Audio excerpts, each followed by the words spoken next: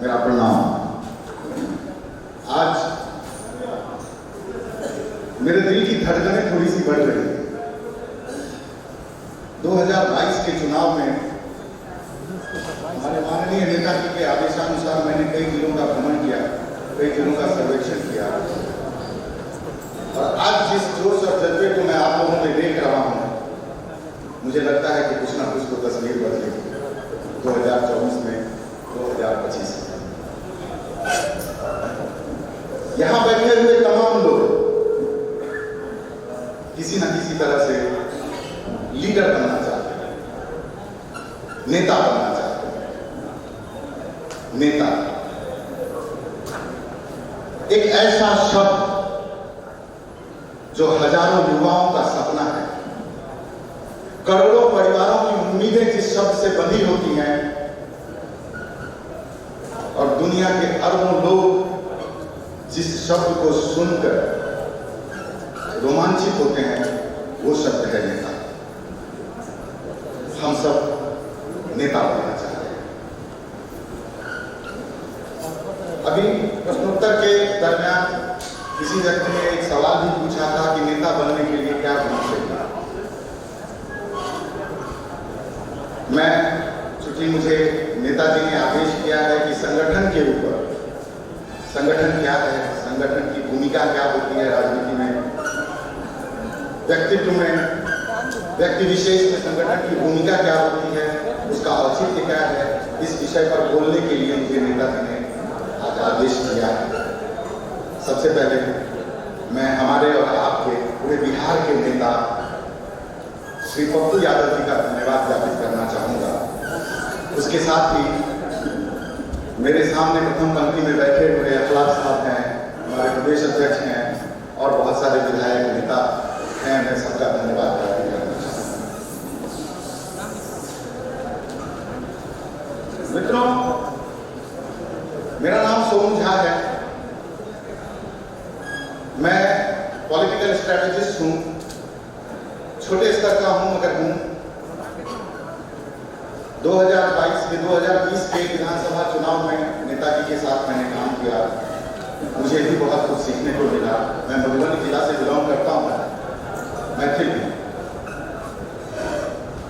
अब मैं संगठन के विषय पर थोड़ा आगे बढ़ना चाहूंगा। संगठन एक व्यापक शब्द है। संगठन जब दो या दो से अधिक लोग किसी एक विषय पर, किसी एक मुद्दे पर एक साथ आते हैं, तब संगठन का निर्माण होता है।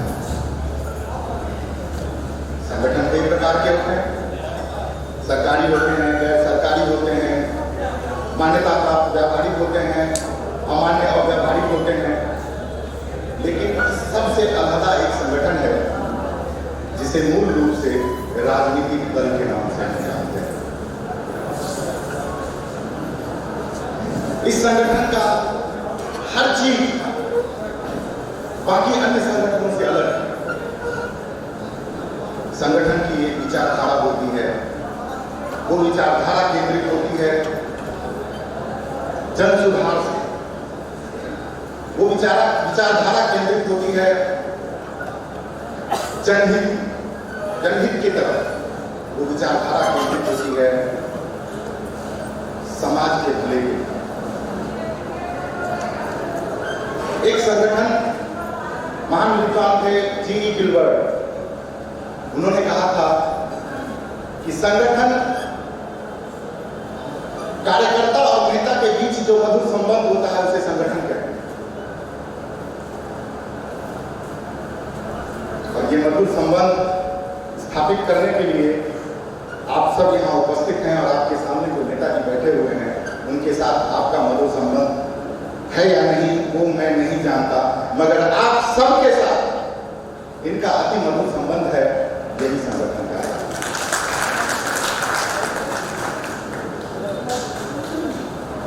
संगठन को समझना, संगठन क्या है इस बात को समझना हर नेता के लिए आवश्यक है। जरूरी नहीं कि नेता मुख्यमंत्री बने, नेता मंत्री बने, नेता प्रधानमंत्री बने। जो एक विचारधारा हालांकि उनकी विचारधारा हमसे बहुत अलग है, देशद्रोही विचारधारा है, देश को बांटने वाली विचारधारा है, मगर वो चीजें जो उन्होंने स्ट्रेटेजिकली की वो स्ट्रेटेजी फॉलो कर ली। जब संगठन की शुरुआत हुई थी तो कहीं कोई कार्यालय, कोई ऑफिस, कोई भी जगह ऐसी परमानेंट नहीं थी जहां पे उनका कार्यालय होता। उन्होंने क्या किया? सार्वजनिक स्थलों पर अपना शाखा लगाना शुरू किया। वो सार्वजनिक स्थल कौन से थे? या तो वो हाई स्कूल का मैदान होता था, या तो वो प्लेग्राउंड होता था, या तो वो मंदिर के सामने की जगह होती थी, या सामुदायिक भवन होता था। और वहां से उन्होंने शुरू किया। तो कार्यालय पार्क में होता था, वहां से उन्होंने अपने कार्यालय की शुरुआत की। कार्यालय का मतलब होता है कि जहां आप नियमित रूप से बैठे हैं, जहां लोगों को पता रहे कि जन अधिकार पार्टी का जिला अध्यक्ष, प्रदेश अध्यक्ष, प्रखंड अध्यक्ष या पंचायत अध्यक्ष इस जगह पर हमें मिलेगा, वही जगह आपके लिए कार्यालय है। आपको किसी कोष की आवश्यकता नहीं है एक कार्यालय बनाने की। आपके लिए जरूरी है कि वहां जो आपके कार्यकर्ता आएंगे उनके बैठने के लिए दरी, चादर, पटिया, चटाई, जो भी हो व्यवस्था होनी चाहिए, पीने के पानी की व्यवस्था होनी चाहिए, पीछे एक बैनर लगा होना चाहिए, एक झंडा लगा होना चाहिए। वही आपका कार्यालय है और वहीं से आपके नेतागिरी की, आपके पप्पूगिरी की, आपके जन अधिकार के सैनिकगिरी की शुरुआत होगी और ये लंबा सफर होगा। जरूरत है एक कार्यालय बनाने की। कोई पैसा नहीं चाहिए भाई साहब, किसी तरह की फंडिंग नहीं चाहिए कार्यालय बनाने के लिए। घर से चटाई उठाइए, मंदिर के चबूतरे पर जाइए, पीछे वो बैनर लगाइए, एक झंडा लगाइए, उस दिन से आप बैठ जाइए। देखिए 2 दिन में, 4 दिन में, 5 दिन में, 10 दिन में लोग आपके पास आते जाएंगे और वही आपका कार्यालय होगा। कोई भी व्यक्ति पूछेगा कि जन अधिकार का कहां पर कार्यालय है, लोग बता देंगे कि फलाने मंदिर के चबूतरे पर शाम को 4 बजे से 8 बजे तक लोग बैठते हैं, वो जन अधिकार का कार्यालय है।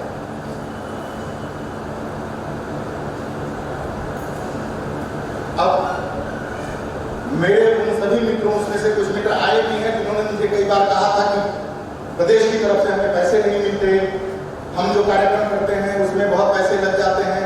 मैं सिलसिलेवार रूप से आपको बताऊंगा कि जो ये गौ और नौ जिसे हमने गण का नाम दिया है, उस गण में पैसे की जरूरत नहीं होती, उल्टा पैसा आता है।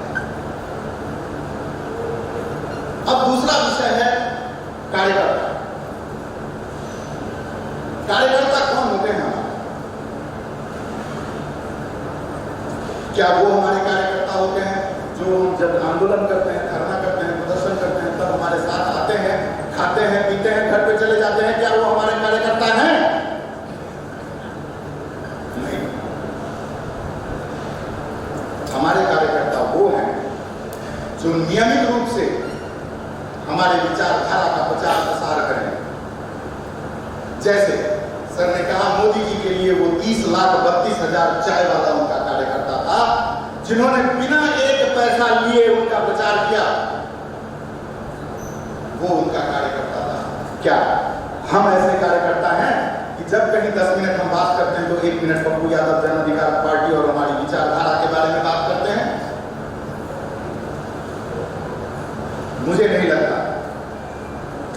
हम तभी एक्टिव होते हैं जब प्रदेश की तरफ से हमें कोई कार्यक्रम दिया जाता है, कोई टास्क दिया जाता है, कुछ बात कही जाती है, तो वो 10 मिनट जब तक नेताजी हमसे बात करते हैं तब तक हम जन अधिकार के सबसे सच्चे सेवक होते हैं। लेकिन 23 घंटा 50 मिनट हम एक बार भी ये नहीं सोचते कि अगर हमें नेता बनना है तो हमें क्या करना चाहिए। अच्छा, एक सवाल मैं आपसे पूछना चाहूंगा। शेर जंगल का राजा है कि नहीं? अरे बोलिए, कोई खा के आए हैं, सब एकदम आलस में पड़े हुए हैं। क्या शेर जंगल का सबसे लंबा ऊंचा जानवर है? कौन है? जिराफ। क्या शेर सबसे वजनदार जानवर है? क्या शेर सबसे फुर्तीला जानवर है? क्या शेर सबसे बुद्धिमान जानवर है? फिर हम शेर को जंगल का राजा क्यों कहते हैं? शेर जंगल का राजा क्यों होता है? स्वरूप है, उस स्वरूप में ना तो मोदी जी बैठते हैं ना तो अमित शाह बैठते हैं। ये स्वरूप ही नहीं है। सैद्धांतिक स्वरूप जो है, जो व्यावहारिक स्वरूप है, उस स्वरूप में वो कहीं फिट नहीं बैठे। सर ने कहा कि हार्वर्ड यूनिवर्सिटी से पास आदमी को पप्पू कहलाने के लिए इन लोगों ने पैसे खर्च किए। ये पैसे वाले नेता है, पैसे के दम पर नेता बने हैं। और मैं पैसे की अहमियत भी कोर्स में समझाऊंगा जब कोर्स का विषय आएगा। कार्यकर्ता का विषय अब मैं यही समाप्त कर रहा हूं, क्योंकि नेता का विषय बहुत लंबा है, बहुत बड़ा है, और कार्यक्रम का विषय भी बहुत बड़ा और बहुत लंबा है। अब मैं कार्यकर्ता से कार्यक्रम पे जाऊंगा।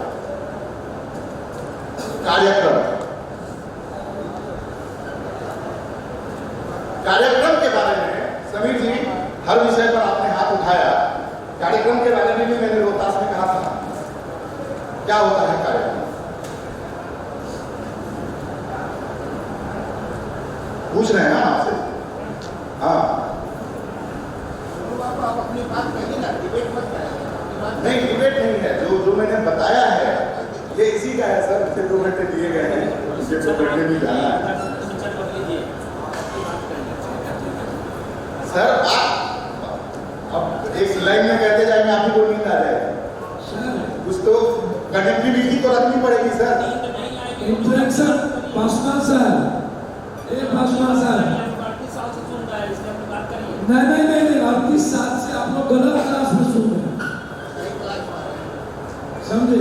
इंटरेक्शन जोड़ी है। एक बात मैं बता दूं कि अगर सुनने वाले और सुनाने वाले के बीच में संपर्क नहीं रहा तो ना तो सुनाने में मजा आता है, ना तो सुनने में मजा आता है। गाना भी कोई गाता है ना, अट्रैक्ट करता है। ऑडियंस के साथ कनेक्टिविटी रखना एक बेहतर स्पीकर की निशानी शिक्षा में है, उसमें आप पूछ दिया वो बेहतर नहीं। सही बात इन्होंने कौन सा कहा बोलता तो है, सही में शेर कैसे शेर है? चूंकि कहता हाँ मैं शेर हूँ, एटीट्यूड है उसका शेर का। हाँ है तो है। चूंकि मैंने पिछली बार कई दिनों में लिया हुआ था, कई लोगों ने, समीर बाबू ने रिक्वेस्ट करके बुलाया था और यही बातें मैंने समझाई थी। तो आपको याद है कि नहीं है, यही पूछना, कनेक्टिविटी भी करना। खैर हम आगे बढ़ते हैं। अब नहीं सर, नेता वाले विषय पे थोड़ा लंबा है। अब कार्यक्रम की बात करते हैं।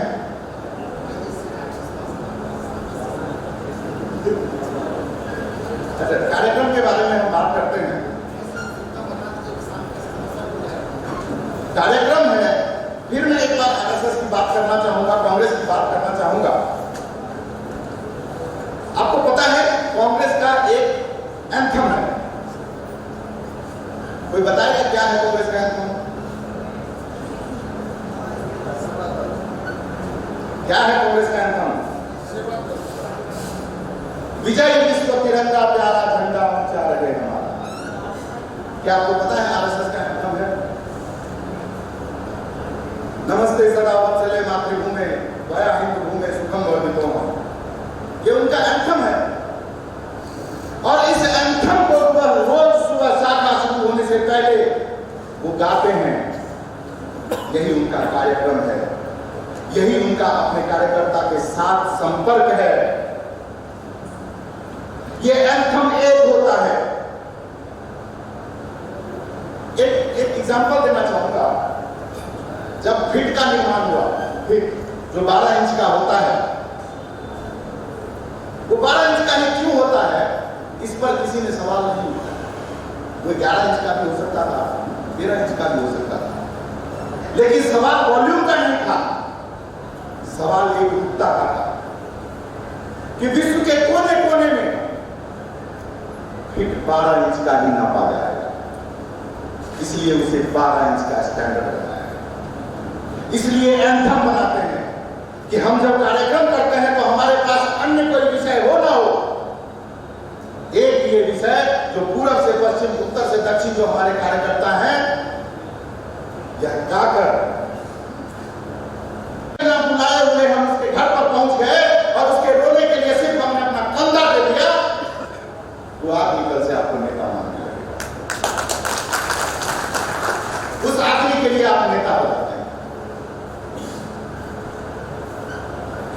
यही तपस्या, यही मेहनत है। हम क्या करते हैं, फोन उठाते हैं, अरे वहां पर मर्डर हो रहा हो, अच्छा ठीक है नेताजी का फोन कर देती हूँ। मैंने ये चीज बेगूसराय में देखी थी, जब मैं वहां पे ले रहा था प्रशिक्षण शिविर, वहां पर एक फोन आया था, कहीं नदी किनारे 2 आदमी मर गए थे, संजय बाबू यहाँ पर होंगे।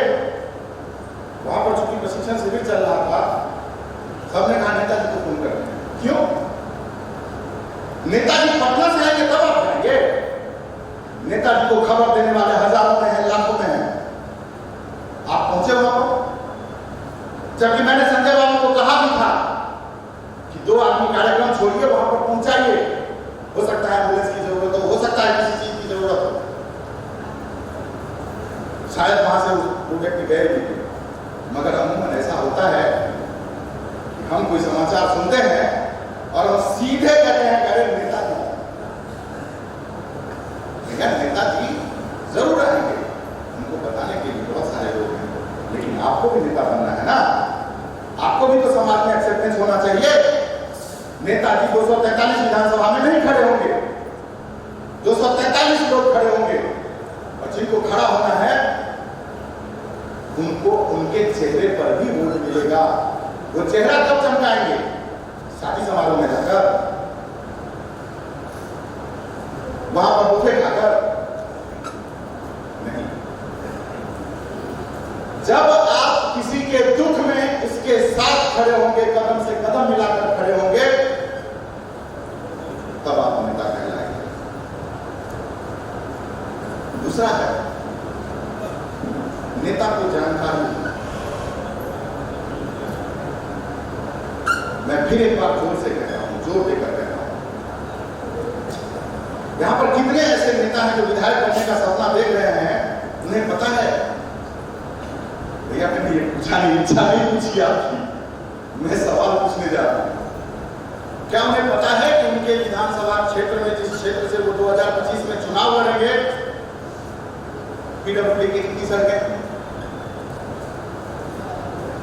क्या उन्हें पता है रोड कंस्ट्रक्शन डिपार्टमेंट की कितनी सड़कें हैं? क्या उन्हें पता है सरकारी तालाब कितने बंदोबस्त हुए हैं? चाहे कहीं गड्ढा है कि नहीं, कहीं क्या है? क्या आपको पता है कि आपके विधानसभा में जितने थानेदार नए आए हैं उनका नंबर और नाम आपके पास होता है? अगर होता है तो बहुत अच्छी बात है, अगर नहीं होता है तो मैं आपसे निवेदन करूंगा कि आज से आप ये सब कलेक्शन करना शुरू कर दें। बीआरसीसी के कितने केस हुए आपके जिले में? हर चीज में हाथ उठाते हैं। बीआरसीसी में कितने आवेदन पड़े आपको, आपके यहाँ कितने करोड़ रुपए का डिस्बर्समेंट हुआ? नहीं, ऐसे ही बोलिए। बैठिए बैठिए सभी बाबू, बाद में क्वेश्चन आंसर सेशन होगा। हमारे यहाँ बिहार सरकार की एक स्कीम है बीआरसीसी, संगठन है बीआरसीसी, जिसमें स्टूडेंट क्रेडिट कार्ड मिलता है। क्या आपने कभी ये प्रयास किया कि आपके यहाँ के ऐसे बच्चे जो इंटर पास हैं और आर्थिक रूप से वो नहीं जा सकते हैं आगे की पढ़ाई करने के लिए, आपको कुछ नहीं करना था, उनको बताया क्या आपने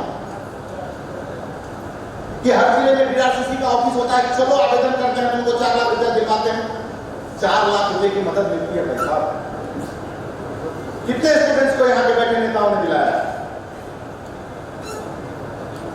5। चलिए, बिहार सरकार 3000 रुपया महीना बेरोजगारी भत्ता दिलाती है, कितने लोगों ने दिलाया? ये सब करिएगा नहीं और कहिएगा कि हम विधायक बन जाए, हम सांसद बन जाए, तो दूसरा रास्ता भी है। लाइए 50 करोड़ कहीं से जितवाने की गारंटी मेरी।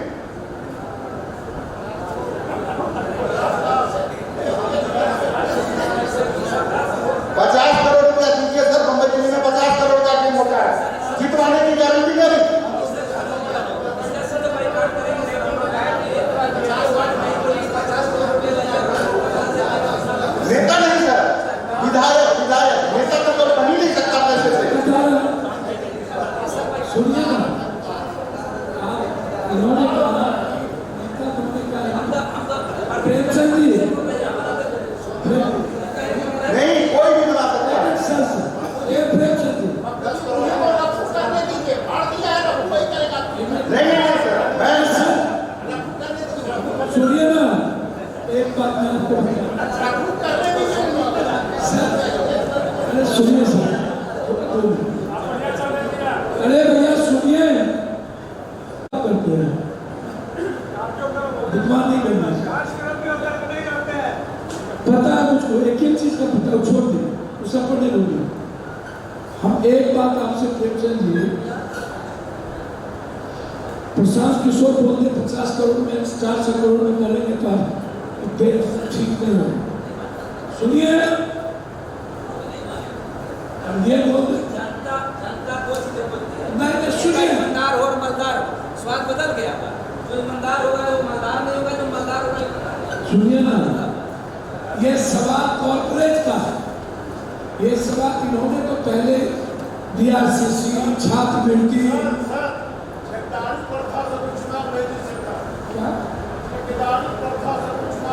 सर, ये बात तो पहले हम कर चुके हैं। तो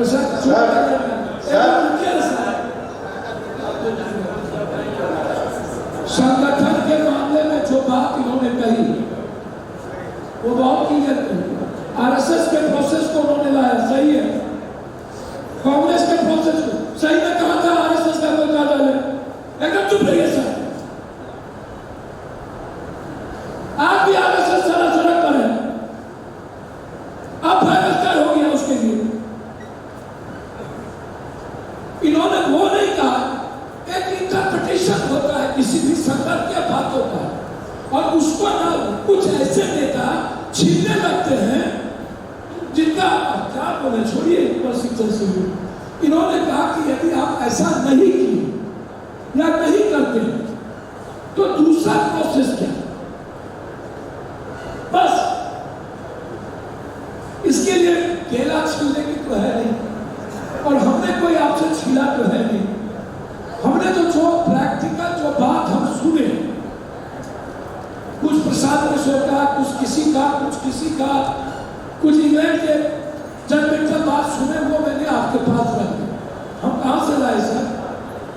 हमको लोग क्या किताब पढ़ते हैं किसी की तरह। सर, इस देश के नेताओं को 10 साल नहीं बिना किताब पढ़े। हमारा कोई मतलब नहीं है। प्रशिक्षण शिविर का और मंथन शिविर का मतलब होता है कुछ कुछ चीजें जब आती है तो उसकी सिलाई भी हो जाता है, उससे कुछ नई चीज भी निकल जाती है। और यहाँ तो सब लीडर है, वर्कर तो कोई है नहीं, सब ज्ञानी है। तो उसी में से हम लोग समुद्र मंथन के लिए आए हैं। तो इनका संदर्भ कंप्लीट ये था कि नेता या MP MLA हम लोग बन सकते हैं। जो प्रोसेस कम्युनिस्ट का था, समाजवादियों का था, उस प्रोसेस में नए एरा में जो एक चीज अप हुआ है वो, अब जैसे रात में स्वास्थ्य मंत्री गए PMC और ढाक के 3 बार डॉक्टर आए कि किसी को सवेरे कोई उधर हो रहा है, उधर हो रहा है, बोला किसी ने भले एक आदमी को आप भेजे, इसका देख लो, तो कल के डॉक्टर ने नहीं ले। सर, पप्पू यादव स्वास्थ्य मंत्री बनेगा, हमको जाने की जरूरत पड़ेगी। ये परसेप्शन बन जाएगा। सर, मुख्यमंत्री PM घर से निकलेगा तब परसेप्शन बनेगा। हाँ? ऐसे घूमेगा सर, सो लेगा। संदर्भ बिल्कुल क्लियर है, इस पर कोई बहस नहीं है।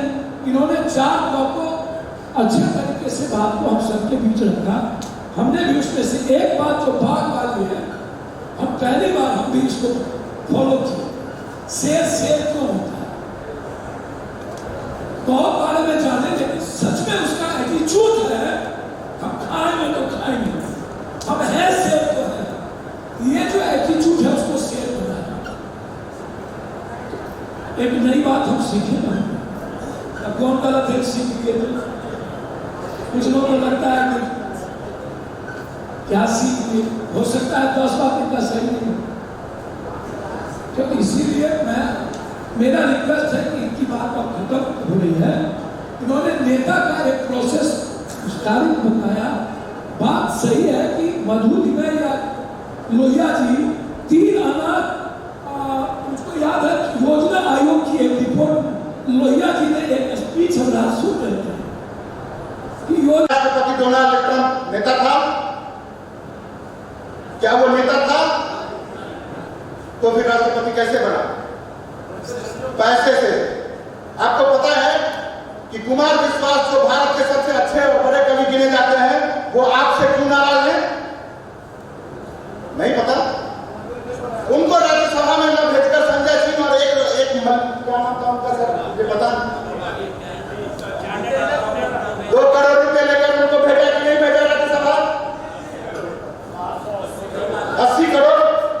आज जालंधर में लवली प्रोफेशनल यूनिवर्सिटी है, उसके मालिक हैं, चेयरमैन हैं कोई भाटिया जी, वो बने कि नहीं बने राज्यसभा पैसे से? सर अब मैं एक बात सुन लें। डोनाल्ड की बात आप अमेरिका में करिएगा, जहां पर योग्यता और कानून की बात होती है, ठीक है ना? संदर्भ और परिभाषा भी माने भी आप बिहार का और इंडिया का माने आप समझिए, भारत आप डोनाल्ड ट्रंप का भारत पे लागू नहीं होगा। एक बात और समझ लीजिए, लेकिन इस बात को मानिए, सबके मन में है कि हमारी पार्टी हमारे नेता मुख्यमंत्री कर सकते। यदि ये मन में है तो बस यही बैठाने की जरूरत है कि हमारे जो सदन में नेता है ये विधायक कर सकते। बात इतनी ही है और इससे बाहर बात नहीं है। बस आपने जो संगठन की बात कार्यक्रम और ना की बात करी हो, जस्टिफिकेशन है, जस्टिफाई है, सब कुछ नीतिगत निचले स्तर के साथियों से ही पप्पू यादव की नींव है। मैं अभी बताया जब हम जेल गए थे, जो आंदोलन और क्रांति उस वक्त थी, मेरे जेल 5 महीना रहने पर हमारे साथियों ने, मित्रों ने, हमारे नेताओं ने जिस तरीके से बिना किसी डर भय के लड़ा और दरबार तरीके से नेता समझिए वो हैं, बस इस प्रशिक्षण शिविर से उनको सजा करके चीजों को निकालना, बस बात करना। ठीक है, अब समय थोड़ा और कम हो गया, तो अब नेता के बाद मैं नीतियों पे आता हूं। नीतियां क्या है? थोड़ा सा अंतर है, पहले आप नीतियां समझो। मैं संदर्भ के साथ, उदाहरण के साथ आपको नीतियां समझाऊंगा। आपके नेता, हमारे नेता माननीय श्री पप्पू यादव जी क्या है? जातिवादी नेता है? मानवतावादी नेता है? कौन से नेता है?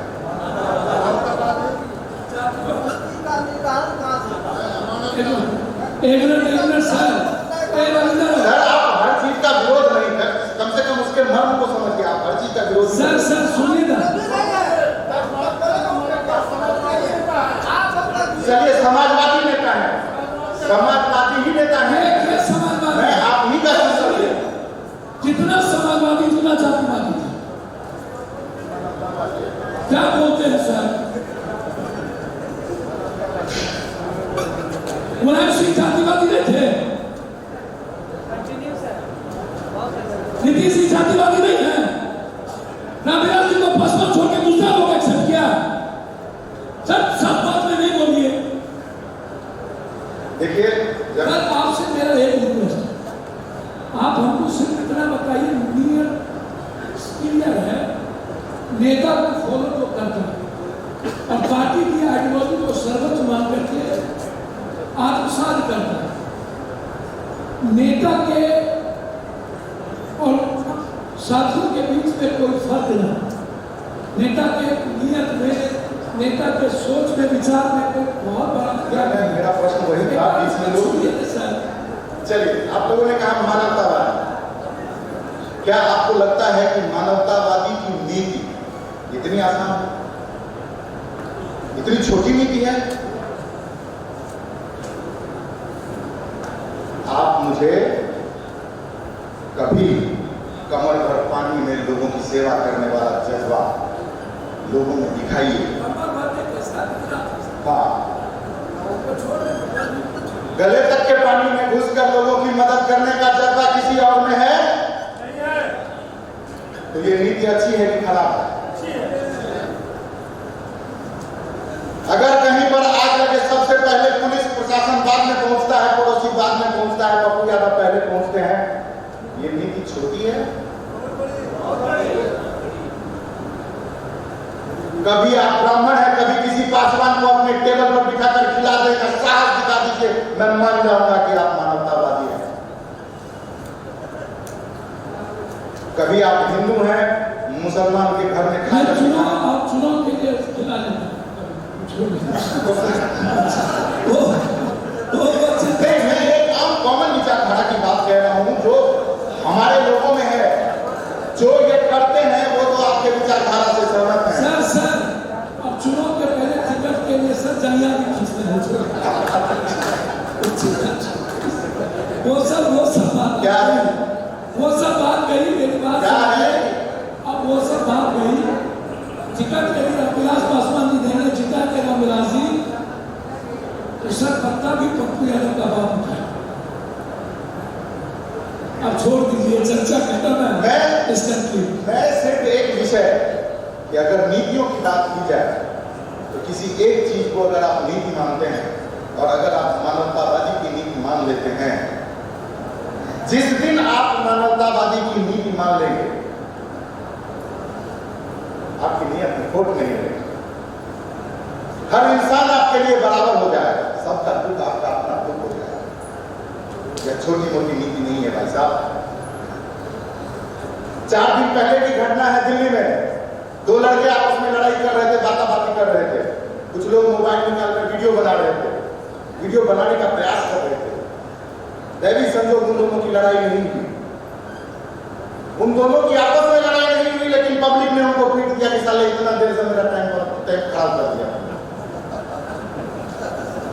जब आदमी की सोच इतने निचले स्तर तक पहुंच गई है कि अपने पड़ोस में हो रहे झगड़े को हम सुलझाने नहीं जाते हैं, अपने गांव के झगड़े को हम सुलझाने नहीं जाते हैं, अपनी बातों को हम मधेपुरा में जल गया 4 घंटा, हम क्रॉस किए तब उठा पाए।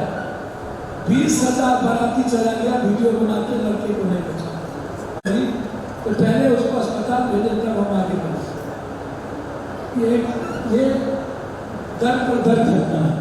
अभी गोली मारा है कहाँ? हाँ, सहरसा के किसी छाती टोले में है कोई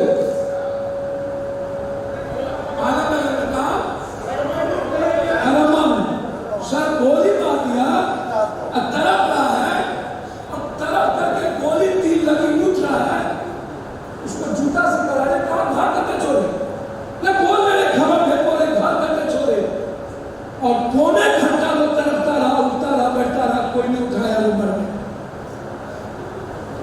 वो बच सकता था 15 दिन पहले। मुखिया जी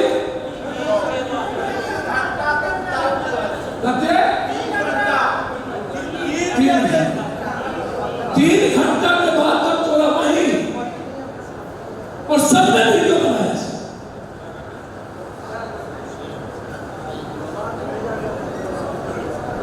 इसीलिए सर हम सब जानते हैं, बस संगठन हम लोगों का पंचायत कैसे जाएगा ये विवेक सामने है।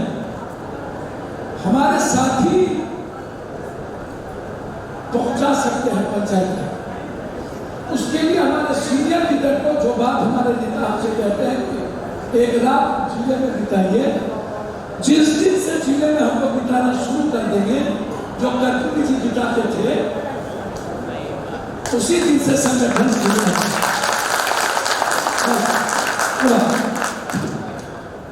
मैं खत्म करता हूँ, बस दो 4 मिनट।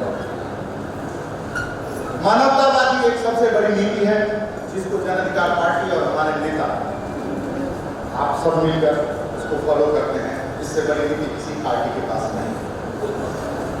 इस पर हमें गर्व करना चाहिए, इस पर हमें गौरव करना चाहिए कि हमारी पार्टी में संख्या में जरूर छोटी है, लेकिन हमारा जो विजन है, जो हमारी नीति है, वह असंख्यों से भी ऊपर है, इंडिपेंडेंट। अब मैं नियत की बात करूंगा। तीसरा है नियत। क्या है कि मैं थोड़ा अमूमन कम बोलता हूँ, बाहर रहता हूँ तो लोग बोलते हैं, मैं सुनता हूँ। और इस क्रम में यहां बैठे हुए सभी लोगों के विचार, उनके संगठन के प्रति, उनके नेता के प्रति, उनकी नीयत के प्रति, उनके विचारधारा के प्रति अलग अलग है। और अगर यह है तो सबसे पहली टूट यही हमने, हम अपने नेता की नीति और उनके नियत पर संदेह करते हैं। यह हमारी सबसे बड़ी टूट है। यही नियत और निष्ठा का काम होता है। आपके नेता अगर कोई बात कहते हैं, अगर कोई कार्य करते हैं, तो महीनों मंथन करने के बाद करते हैं, 10 लोगों से डिस्कशन करने के बाद करते हैं, 50 लोगों की बात सुनने के बाद कोई निर्णय लिया जाता है। और आप 1 सेकंड में डिसीजन लेते हैं, अरे ये नेता गलत कर रहे हैं, ये संगठन में गलत हो रहा है।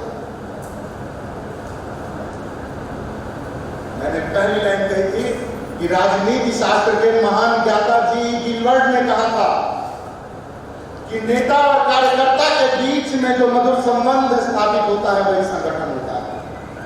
और वो मधुर संबंध एक विश्वास पैदा करता है।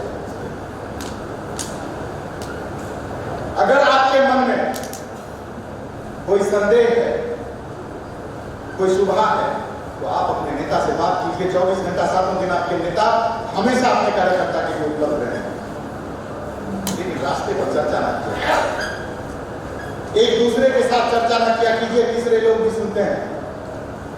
मैंने कल शाम को खाने के लिए देखा, सोने के लिए देखा, किसकी तकलीफें नहीं होती हैं भाई साहब। किसी भी संगठन की शुरुआत ले लीजिए, संगठन फेल कैसे होता है। 1954 में जनसंघ पहली बार चुनाव लड़ा था। 1975 तक जमानत जब्त होने का वर्ल्ड रिकॉर्ड बनाया था उन्होंने। खाली वही छोड़ो, जनसंघ की मैं बात कर रहा हूं, एक ही लोग वर्ल्ड रिकॉर्ड बनाया इंडिया में सर। 1975 में थक गए, हार गए, छोड़ गए, तो उन्होंने जनता पार्टी में विलय किया जनसंघ